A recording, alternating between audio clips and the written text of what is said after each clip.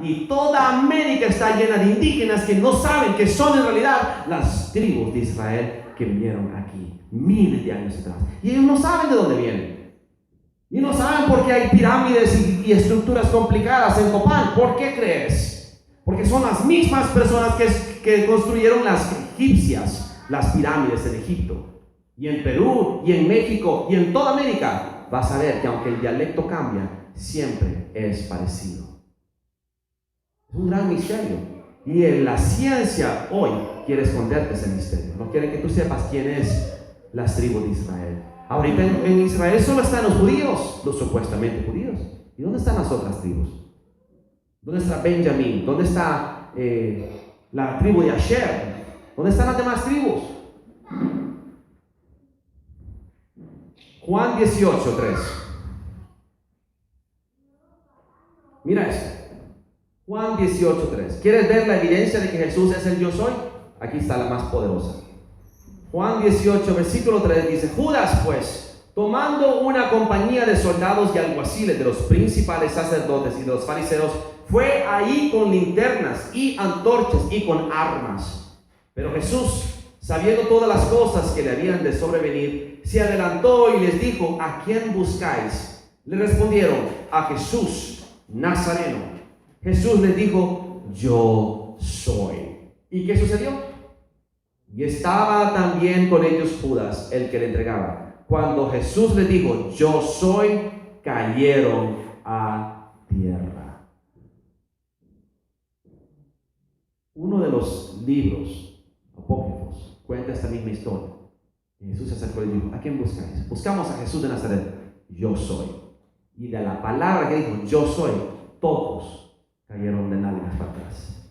Y se volvieron a levantar. Y Jesús les dijo: les he preguntado que por quién venís. Le dijeron: venimos por Jesús de Nazaret. Y les volvió a decir: yo soy. Y ¡bum! Volvieron a caer de espaldas 3 veces.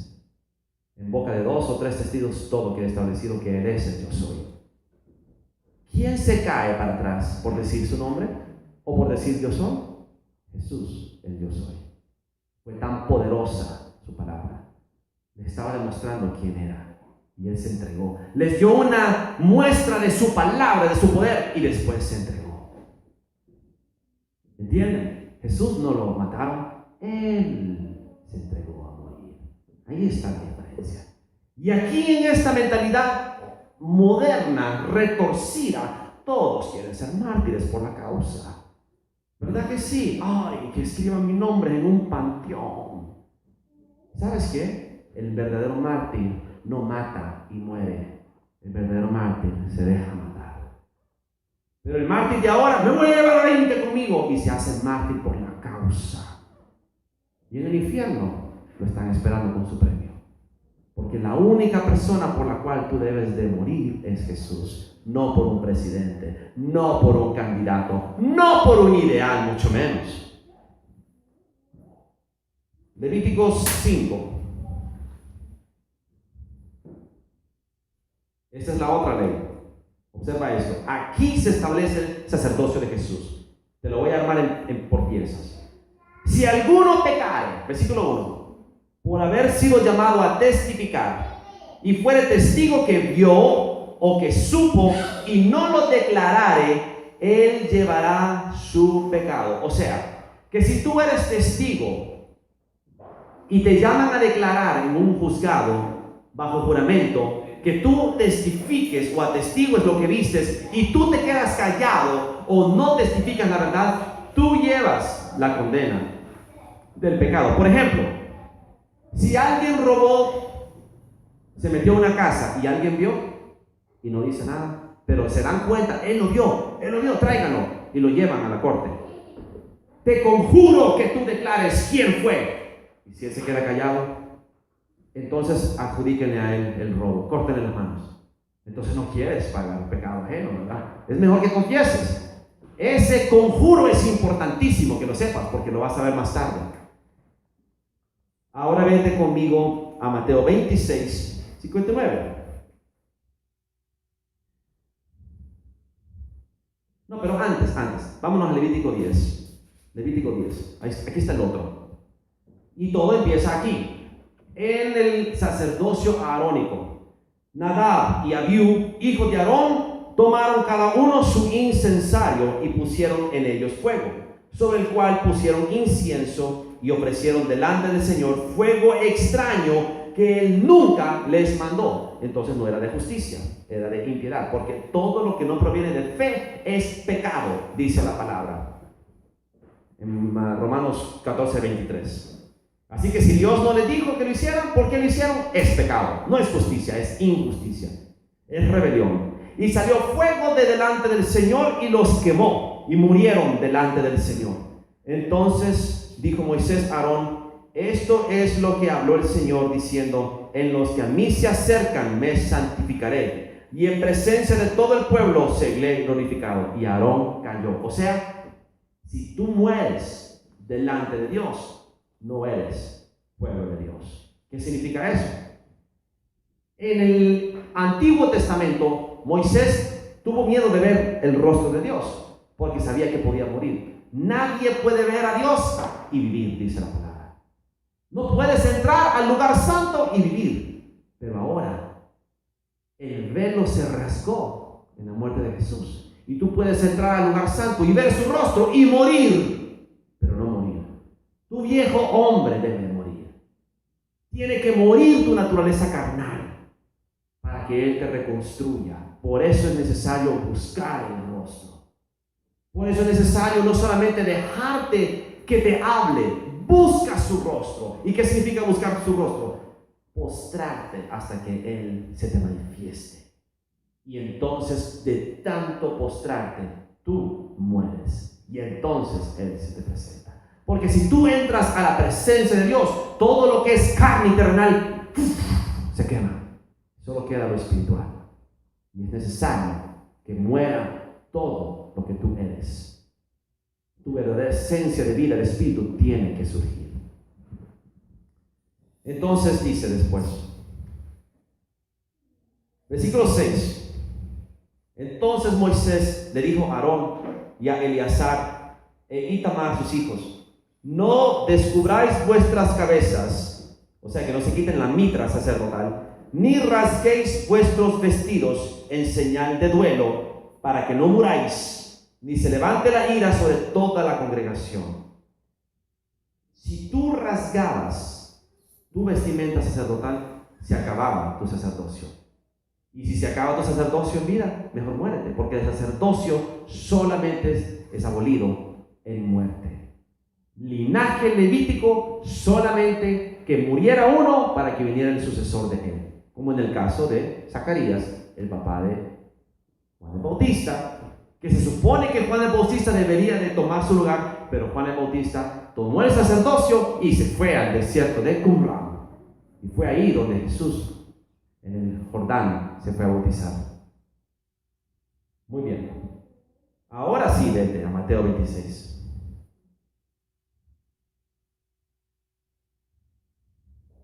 Versículo 59.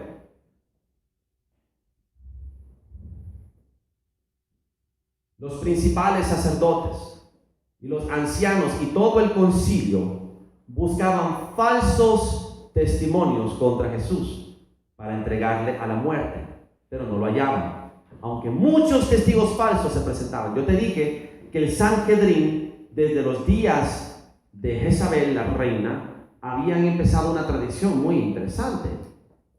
Jezabel escribió una carta a los pobladores y le digo: convoquen a fulano de tal.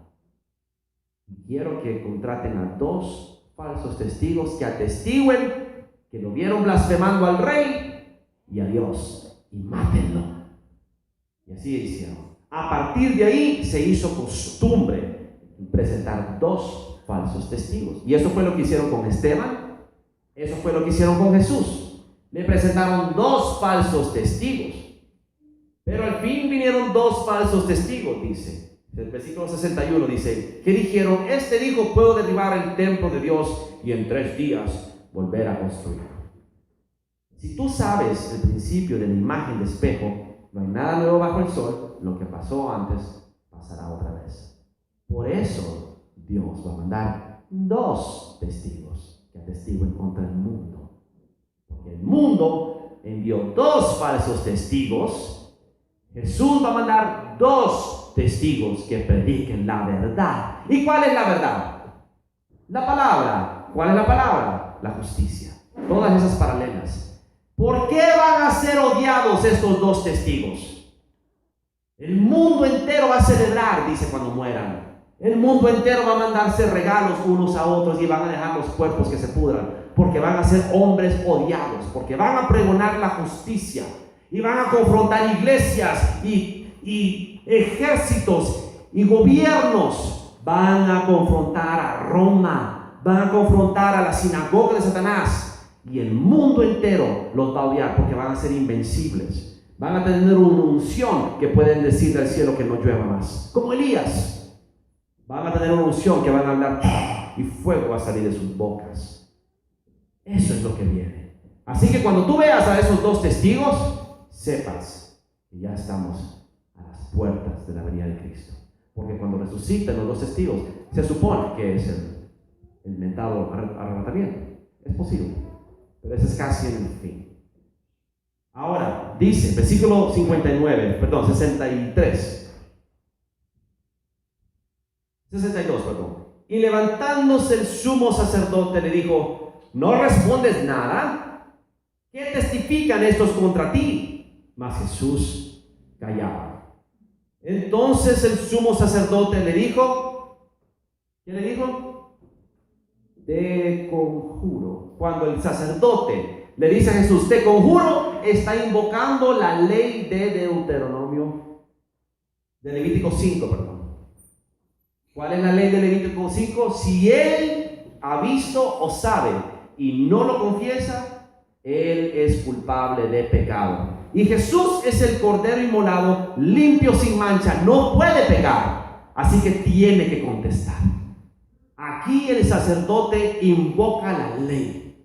Y Jesús dijo, yo no he venido a abrogar la ley, sino a cumplirla. Mira lo que sucede entonces. Te conjuro por el Dios viviente, que nos declares si eres tú el Cristo, el Hijo de Dios. Y Jesús, ¿qué fue lo que le contestó? Tú lo has dicho. Pero eso no basta. Jesús lo tiene que confesar, porque si no, él lleva la culpa y el pecado. Tiene que salir de su boca que él es el Cristo. Y como Jesús lo declara, de la manera más contundente que jamás se podría decir, con las Escrituras. Y entonces Jesús dice, tú lo has dicho, y además os digo que desde ahora veréis al Hijo del Hombre sentado a la diestra del poder de Dios y viniendo en las nubes del cielo. ¿Por qué dijo eso? Porque en el libro de Daniel así dice textualmente, y te lo voy a mostrar. Pero ¿qué sucede cuando Jesús confiesa que Él es el Hijo de Dios? El sumo sacerdote, ¿qué hizo?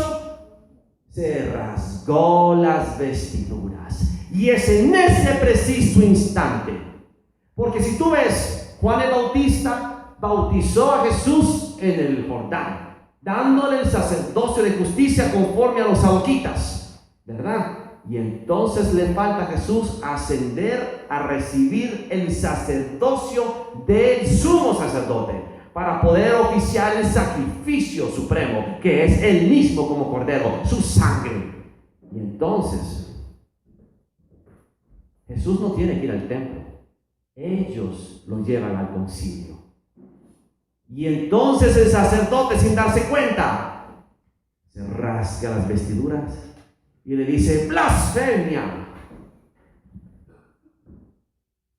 Entonces el sumo sacerdote rasgó sus vestiduras diciendo, ¡ha blasfemado! ¿Qué más necesidad tenemos de testigos? He aquí ahora mismo habéis oído su blasfemia.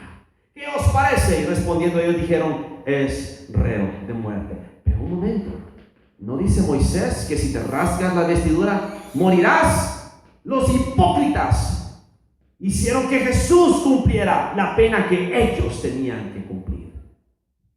En ese instante Jesús le arrebata el sacerdocio. Y ya no iba a haber un sumo sacerdote ese año. ¿Por qué? Porque Caifás en ese instante, sin darse cuenta, en su celo, desmedido, desquiciado, se arranca la vestidura y Jesús toma el sumo sacerdocio, listo para ir a la cruz a ofrecerse él mismo como sacrificio, y eso lo hizo por ti. Así que Jesús queda establecido como sacerdote según el orden de justicia, como sumo sacerdote, y cuando quedó establecido como rey. Mateo 1 dice, Jesús, versículo 1, lo primero que dice, el primer versículo del Nuevo Testamento, la primera palabra que un incrédulo o un judío o un musulmán va a leer, dice, libro de la genealogía de Cristo, hijo de David, hijo de Abraham. Lo establece como hijo de David, heredero del reino de David. ¡Wow! ¿Y eso qué tiene que ver, hermano Fausto? Ya vas a ver. Vete conmigo a Daniel 7, versículo 13. Primero, establezcamos cómo fue que Jesús declaró que Él era el Cristo, citando Daniel 7.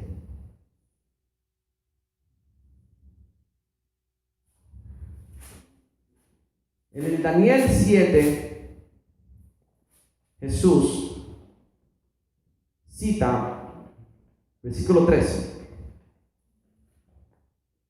Miraba yo en la visión de la noche, y he aquí, con las nubes del cielo venía uno como el Hijo del Hombre.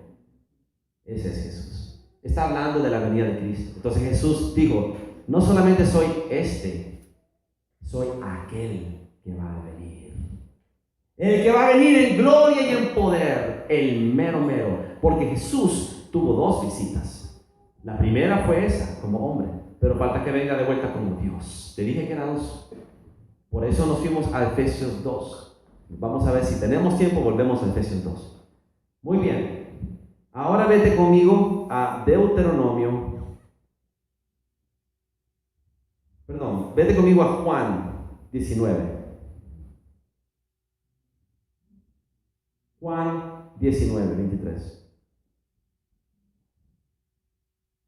Cuando los soldados habían crucificado a Jesús, tomaron sus vestidos e hicieron 4 partes, una para cada soldado. Tomaron también su túnica, la cual era sin costura, de un solo tejido de arriba abajo. Entonces dijeron entre sí, no la partamos, sino que echemos suerte sobre ella, a ver de quién será. ¿Por qué no rasgaron su túnica? Porque era la túnica sacerdotal. El sacerdocio de Jesús no fue abolido, es eterno. Amén. Muy bien. Ahora vete conmigo a Jeremías 33, 17. Y mira qué poderoso esto. Mira qué hermoso esto. Jeremías 33, 17. Porque así ha dicho el Señor: no le faltará a David varón que se siente sobre el trono de la casa de Israel, ni a los sacerdotes levitas les faltará varón que delante de mí ofrezca holocausto y encienda ofrenda, y que haga sacrificio todos los días. La pregunta mía es, los judíos, los mesiánicos, los judaicos, como les quiera llamar, todas las tendencias que vienen del Medio Oriente de Israel, no aceptan a Jesús por causa de eso. Esa promesa la invocan. No, pero Dios habló y dijo, nunca va a faltar un sacerdote y nunca va a faltar un rey. Pues sabemos que Jesús es el rey y sabemos que Jesús es sacerdote. El problema es que hay una yuxtaposición entre el sacerdocio levítico y el sacerdocio de Melquisedec. ¿Cómo anulamos el que estorba? ¿Cuál es el que estorba? El levítico, el que nos lleva de vuelta a la ley, a la esclavitud. ¿Cómo lo quitamos?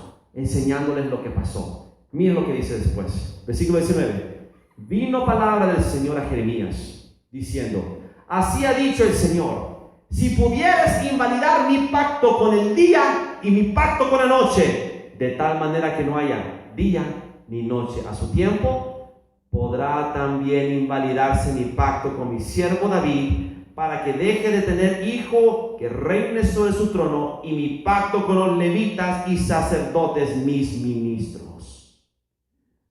Cuando hubo un día que era de noche a mediodía, mediodía era como medianoche. Ahí Dios rompió el pacto, anuló el sacerdocio levítico y constituyó a su hijo sumo sacerdote, que entró al lugar más alto, al trono de tronos, a ofrecerse a sí mismo como Cordero de Dios. Amén. A mí me dan escalofríos. Ahí se cumple cada promesa. Ahí se cumple cada profecía. Juan 19:14. Era la preparación de la Pascua, y como a la hora sexta, entonces dijo a los judíos: he aquí vuestro rey. Eso es Pilato, nombrando a Jesús rey. ¿Coronaron a Jesús rey en la tierra? ¿Qué dicen? ¿Lo hicieron rey? Sí. Mientras le clavaron la corona de espinas. Y en la tierra, mientras él recibía los golpes que se le clavaban las espinas, en el cielo él era coronado rey de reyes, Señor de señores.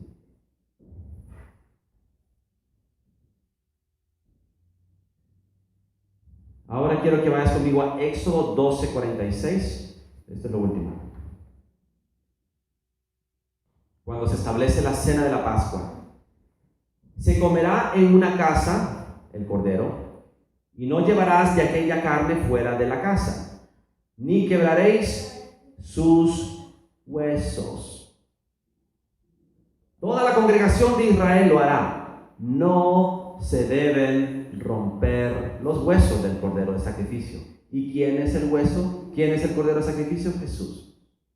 No se deben romper los huesos del cuerpo de Cristo, porque el hueso es la estructura básica del cuerpo. Juan 19:32. Vinieron pues los soldados y quebraron las piernas al primer y después al otro que había sido crucificado con Jesús. Mas cuando llegaron a él, como le vieron ya muerto, no le quebraron las piernas. Pero uno de los soldados le abrió el costado con una lanza, y al instante salió sangre y agua. Y el que lo vio da testimonio, y su testimonio es verdadero. Él sabe que dice verdad, para que vosotros también creáis, porque estas cosas sucedieron para que se cumpliese la escritura: no será quebrado hueso suyo. Eso está en Isaías. Y también otra escritura que dice: mirarán al que traspasaron. Eso está en Daniel. Era profetizado, era decretado: no romperán los huesos del cordero. Pero sin embargo los cristianos de ahora lo están haciendo.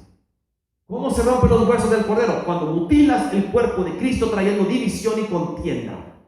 Cuando tú haces diferencia entre una iglesia y la otra, cuando la verdadera iglesia es un pueblo adquirido con la sangre de Cristo. Y las religiones son pequeñas trampas que los capturan. Pero más allá de las trampas, el verdadero cristiano, el verdadero pueblo de Dios, es la persona que viene en Cristo y que recibe el Espíritu Santo. No importa si es mormón, católico, testigo de Jehová, si recibe a Cristo, es porque nació de Cristo. Nadie puede aceptar a Cristo, dice Juan, al menos que haya nacido de Cristo, para creer en Cristo. Todo aquel que cree en Cristo Jesús es nacido de Cristo Jesús. Así que no te preocupes porque son católicos a la vuelta de la esquina. Mira más allá de la carne, mira al hermano. Mira a la oveja de Cristo, ámala, sírvela, muéstrale la justicia, porque la justicia es el mensaje que unifica al cuerpo de Cristo. Y la religión y la doctrina lo divide y lo rompe en 1000 pedazos. No partirás los huesos del cordero. Eso es abominación a Dios, y todos los cristianos les encanta hacerlo. ¿Sí o no? Admitámoslo y cambiemos. Confesemos que somos así y dejemos de serlo. Filipenses 3:2. Para terminar, guardaos de los perros. Ya te dije que perros es código de Edomita, los hijos de Esaú, los descendientes de Amalek, los romanos, los griegos, los que hoy en día son los que gobiernan el mundo. Guardaos de los malos obreros, guardaos de los mutiladores del cuerpo. Se refería a los malos obreros del cuerpo de Cristo que no les gusta hacer la justicia y a los que les gusta dividir. Parte de la justicia está en que tú no dividas. Y como te lo dije, el verdadero cuerpo de Cristo es el que pone el cuerpo antes que el miembro. Pero el que pone el miembro antes no es el cuerpo de Cristo. Es el cuerpo muerto donde se reunirán las águilas. Salmos 22, 16. Porque perros me han rodeado. Me ha acercado cuadrilla de malignos. Perforaron mis manos y mis pies. Está profetizando Jesús que los edomitas, los romanos, lo iban a matar. Y por eso los discípulos de Jesús, cuando Él está a punto de ascender, en Hechos, le dicen: Señor, ¿restaurarás el reino a Israel en este tiempo? Porque en ese tiempo reinaba Roma. Y ellos sabían que en el reino de los perros, Él gobernaría para siempre. ¿Y quién gobierna ahora? Los perros, los romanos, los edomitas, los amalecitas, el pueblo enemigo de Dios. Y volvemos a lo mismo. Volvemos a explicarte, así como en el principio y en el final. Así como en Génesis hubo una revuelta de 5 reyes contra 4, las naciones contra el sacerdocio, al final, así será también. Las naciones se vendrán contra el sacerdocio de justicia, porque no quieren que se establezca el reino de justicia, del rey de justicia, Jesús, que vendrá. Muy bien. Todo desde el principio hasta el final. ¿Aprendiste bien? Es el mejor sacerdocio, es el más poderoso y el más maravilloso de todos. Es el verdadero sacerdocio. Cúmplelo, escudriñalo, apréndelo y practícalo. Que sean bendecidos, hermanos, en el nombre de Jesús. Gracias.